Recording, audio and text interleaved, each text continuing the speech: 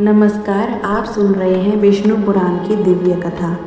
पिछले भाग में हमने जाना कि जब गरुड़ को यह पता चला कि उनकी माता विनीता नागों की दासी बन चुकी है, तो उनके हृदय में अपनी माता को मुक्त कराने का दृढ़ संकल्प जाग उठा। नागों ने गरुड़ के सामने एक कठिन शर्त रखी, यही वे देवताओं के पास से अमृत लाकर उन्हें दे दें, तभी उनकी माता को दासत्व से मुक्ति मिलेगी। गरुड़ ने बिना किसी भय के यह चुनौती स्वीकार कर ली। उसके बाद गरुड़ अपनी अद्भुत शक्ति के साथ आकाश में उड़े। उनका वेग इतना तेज था कि आकाश कांप उठा और देवताओं के लोक तक उनकी उड़ान पहुंच गई। अमृत की रक्षा के लिए देवताओं ने अनेक शक्तिशाली पहरे लगा रखे थे। वहाँ भयंकर अग्नि प्रज्वलित थी, विशाल चक्र घूम रहे थे और भयानक सर्प पहरा दे रहे थे। लेकिन गरुड़ ने अपनी बुद्धि और साहस से इन सभी बाधाओं को पार कर लिया।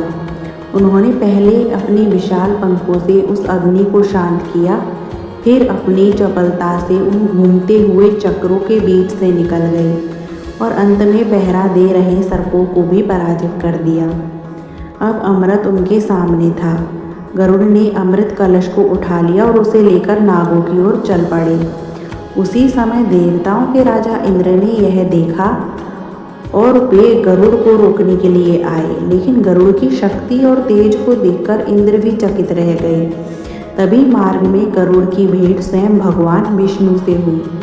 भगवान विष्णु ने गरुड़ के साहस, भक्ति और अपनी माता के प्रति उनके प्रेम को देखकर उन्हें आशीर्वाद दिया। भगवान विष्णु ने कहा, हे गरुड़, तुम अत्यंत महान हो। तुम्हारी भक्ति और साहस से मैं अत्यंत प्रसन्न हूँ। तुम मेरे वाहन बनोगे और सदा मेरे साथ रहोगे। यह सुनकर गरुड़ अत्यंत आनंदित हुए। उन्होंने भगवान विष्णु को प्रणाम किया और उनका वाहन बनने का सौभाग्य स्वीकार किया। इसके बाद गरुड़ नागों के पास पहुँचे और अमृत कलश को उनके आगे रख दिया। लेकिन उन्होंने एक युक्ति भी की।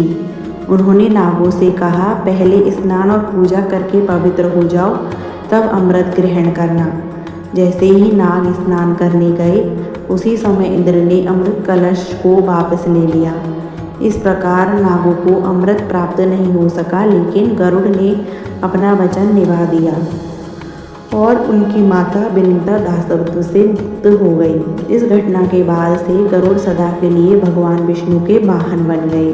उनका स्थान देवताओं में अत्यंत ऊंचा माने जाने लगा। और इस प्रकार गरुड़ की महान कथा हमें यह सिखाती है कि माता पिता के प्रति प्रेम, साहस और सत्य के मार्ग पर चलने वाला व्यक्ति अंततः सम्मान और महानता प्राप्त करता है। इसी दिव्य कथा के साथ विष्णु पुराण के प्रथम अंश की प्रमुख कथाओं का प्रवाह पूर्ण होता है। आगे हम अंश 2 की शुरुआत करेंगे। तब तक के लिए राधे राधे।